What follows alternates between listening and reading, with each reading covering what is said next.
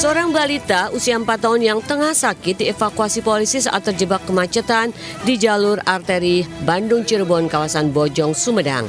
Menggunakan mobil patroli, sang bocah dibawa ke rumah sakit untuk mendapatkan tindakan medis. Menurut orang tuanya, bocah ini sedang menderita demam tinggi dan hendak dibawa ke rumah sakit. Namun apa daya di tengah perjalanan terjadi macet parah, padahal anaknya sudah kejang-kejang. Orang tua meminta polisi yang tengah bertugas untuk mengurai kemacetan. Ini mau dibawa ke bidan, tapi bidan sudah sanggup harus dibawa ke rumah sakit langsung katanya gitu. Emang awalnya rencana mau kemana tadi itu? Emang mau ke rumah sakit? Cuman di Bojongnya macet kan gitu. Jadi takutnya kelamaan mau cari ojek, pas ojeknya nggak ada langsung minta bantuan ke bapak polisi yang lagi jaga. Usai mendapat penanganan medis di Rumah Sakit Pakuwon, kondisinya telah berangsur membaik. Dari Sumedang, Jawa Barat, BBNI News melaporkan.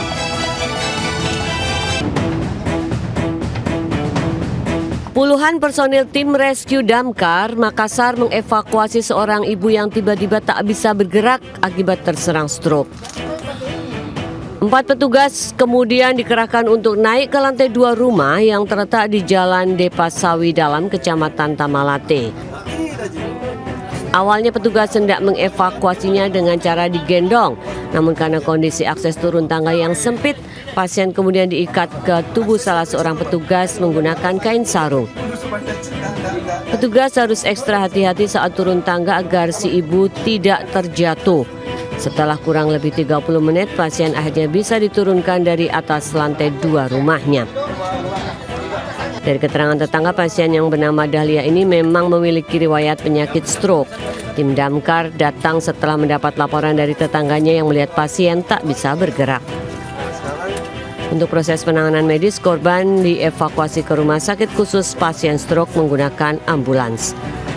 Dari Makassar, Sulawesi Selatan, Julius Win, iNews melaporkan.